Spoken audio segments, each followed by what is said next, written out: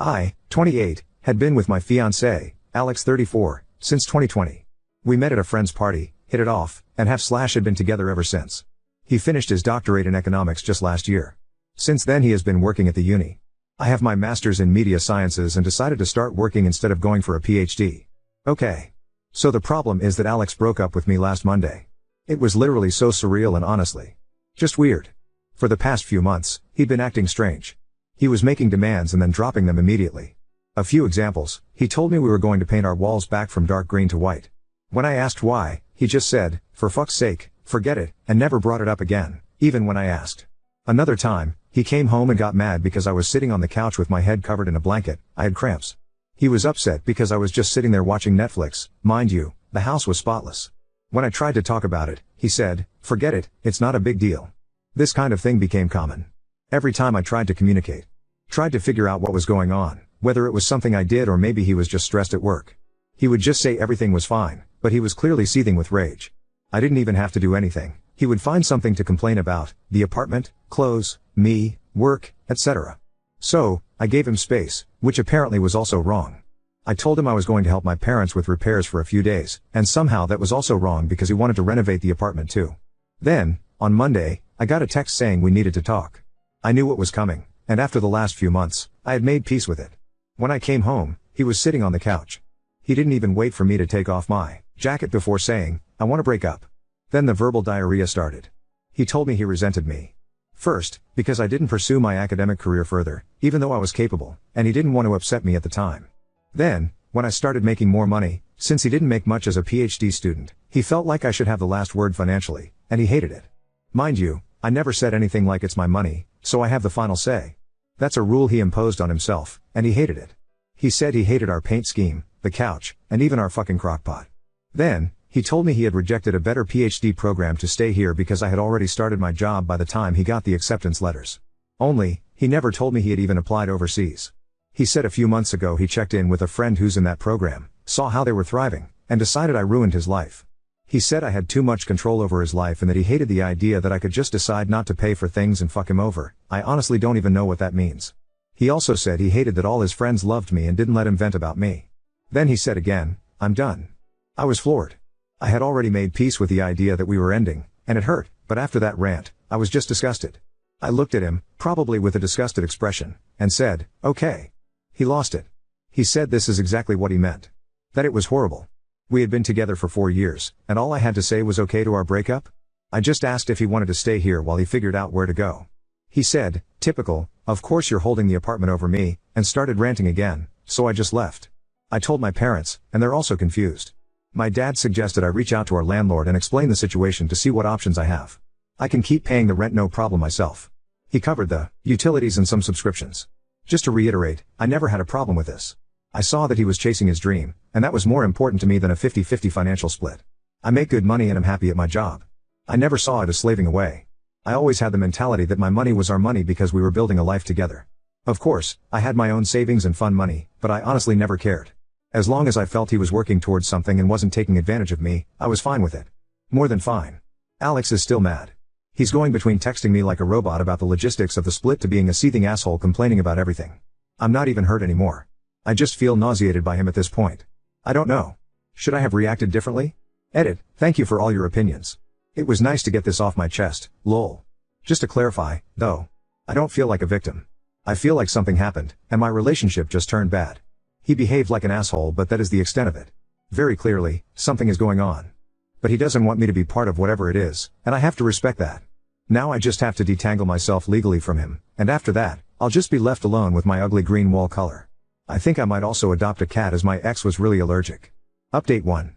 To start, Alex moved out pretty quickly after the breakup. He has been staying with a friend, and we sorted out everything like mail, subscriptions, and the lease. I'm also in the process of adopting a cat. Her name is Luna, but I have been thinking about changing it since my family already has 2 pets named Luna, Amun, and Kamar. She is still at her foster home for now, but I have visited her a few times, and I already adore her. She is a scrappy little tabby who follows her foster mom around like a shadow, and I can't wait for her to move in during the first week of December. I've already gotten her bowls, toys, and a bed by the window ready. Now on to what happened. Last week, I was out showing someone around the city. He is the son of my parents' friends who recently moved here for work. My parents asked me to help him get familiar with the area, so I agreed. It was nothing special, just walking around, grabbing coffee, and pointing out useful spots in the city. Apparently, Alex saw us. I didn't even realize he was there, but later that night, I started getting texts from an unknown number. I guess he got a new number since I blocked his old one. The texts were just weird.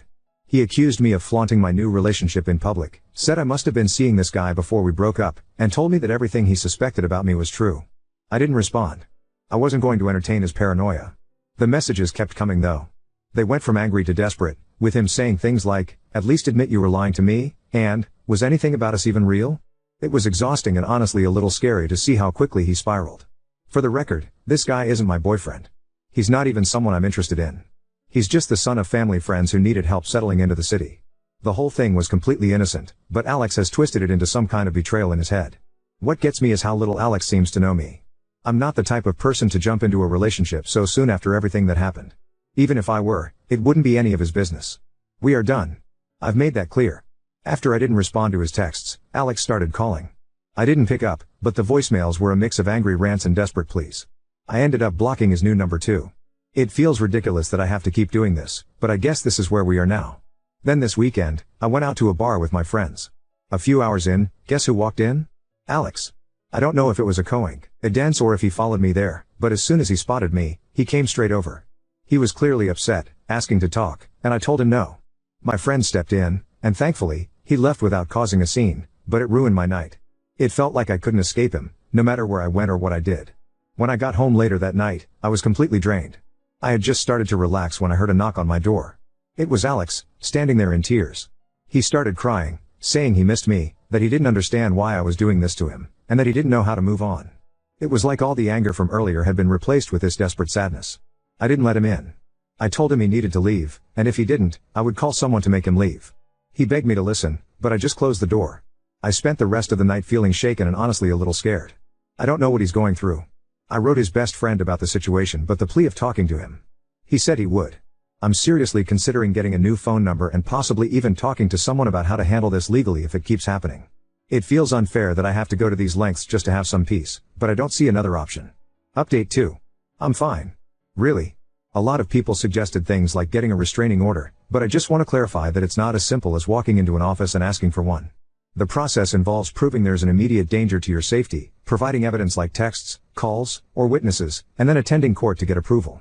It's not something you can do lightly or without solid proof. And no, I'm obviously not getting a gun. I've also seen people diagnosing Alex with various mental health issues, and I want to ask everyone to stop. Yes, something is clearly wrong, but I'm not a doctor, and neither are most of you. It's not fair or helpful to label him with something like bipolar disorder or anything else without real expertise. For what it's worth, I don't actually feel like I'm in danger. In the past month, these were the only 3 incidents that happened. I don't think he's actively stalking me so much as he just knew my patterns. The bar we were at is my favorite spot, and it was a party of one of my closest friends, so it makes sense that he might have guessed I'd be there. When he showed up at my apartment, he knows what time I usually get home. The city tour is the only thing that might have been more intentional, but it could also have been a coincidence that triggered everything. Anyway, this is the end of it. Yesterday, Alex came over with his mom and one of his friends. At first, I didn't want to let him in, but he promised me that this would be the last time I ever saw him. I agreed, mostly because his mom and friend were there, and I figured it would be more awkward to argue on my doorstep. When we sat down, Alex admitted that he was going through a crisis. He told me he was mad at me, but he didn't know why. He said he doesn't like me, that I annoy him, but that he weirdly still loves me, which is why he went crazy when he saw me with someone else. He assured me there wasn't anyone else on his end either. He said he felt like he was going insane. He talked about how he feels judged for being older and not being able to give me the life he thinks I deserve. He said he hates his colleagues, hates his job, hates everything right now, and that everyone and everything annoys him. He told me he feels old and like he should want kids at this point in his life, but he doesn't, and that thought terrifies him. He said he just wants to be alone and not talk to anyone for a while. I didn't say much. I mostly just nodded because I didn't know what to say. After he was done, he told me he was leaving. He's on some kind of mental health leave from work, and he said he's leaving the country on Sunday. He's going to South America to spend time in nature and find himself. He thanked me for everything and said he was sorry for how he acted. Then he just got up, grabbed the few things he had left at my place, and walked out. His mom was inconsolable. She kept apologizing to me over and over, saying how embarrassed she was by his behavior. I told her it was okay and that she didn't need to apologize for him. She cried a lot, and his friend ended up driving her home after Alex left. I don't really know how I feel about all of this. Part of me is relieved that it's over. Part of me feels sad for him because he clearly doesn't know how to deal with everything he's feeling. Mostly, though, I just feel tired. I'm glad he's taking steps to figure himself out, but it's not my responsibility anymore. Now on to second story. Tried to save Thanksgiving dinner by asking my sister to bring non-food items because her dishes are disastrous, but now I'm the villain. Every year, our family does a big Thanksgiving dinner, and we all typically bring a dish or two. My sister, who's a lovely person in every other way, insists on cooking something homemade every time. The issue? She's not a great cook.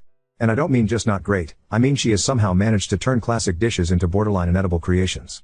For context, last Thanksgiving, she showed up with her special recipe stuffing that was over-seasoned with random spices like cinnamon and cardamom. It was dry, and the flavors were confusing and totally off for stuffing. Only one person took a small bite, and the rest went untouched. Another year, she brought a green bean casserole that had some kind of strange, chewy texture. She later admitted she used coconut milk and almond flour to experiment. No one wanted seconds of that, either. This year, I'm hosting Thanksgiving. Since I'm responsible for putting it all together, I wanted to keep the menu consistent so that people could actually enjoy a cohesive meal. I thought I'd avoid drama by asking her to bring non-food items instead, like wine, soda, or even some flowers. I explained to her, very kindly, I thought, that I just wanted to make things easy and streamlined, and I'd handle the main dishes. But she didn't take it well. She got offended and told me I was being controlling and shutting her out of the family gathering. She then accused me of making her feel inadequate and said that Thanksgiving is about everyone contributing, not me deciding what's acceptable. I told her that everyone appreciates her effort, but that she could contribute in other ways and still be part of it. She doubled down and said she's bringing her famous green bean casserole whether I like it or not. Now, my mom and a couple of other family members have chimed in, saying I should just let her bring whatever she wants because it's Thanksgiving and it's the thought that counts. They're acting like I'm committing some huge offense by wanting the food to be enjoyable for everyone and not have random experimental dishes that no one will eat. But I feel like I'm just trying to keep the meal enjoyable and, frankly, edible. I don't think it's wrong to want guests to actually enjoy the food, especially since I'm putting in a lot of effort to host. Am I really being unreasonable here? Update 1.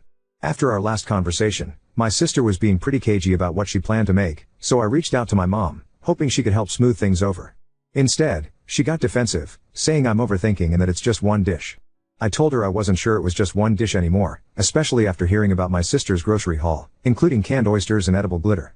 Then my mom let slip that my sister has been hard at work on some creative menu she's planning as her Thanksgiving surprise. Apparently, she's been telling the family group chat, which I wasn't included in, by the way, that I'm controlling and that she wants to expand everyone's palate with something truly unique. To top it off, my cousin sent me a screenshot from the group chat where my sister said she's bringing not one but 3 dishes to Thanksgiving now. She's calling them her Thanksgiving trio experience, complete with their own place settings and little menu cards she's designing.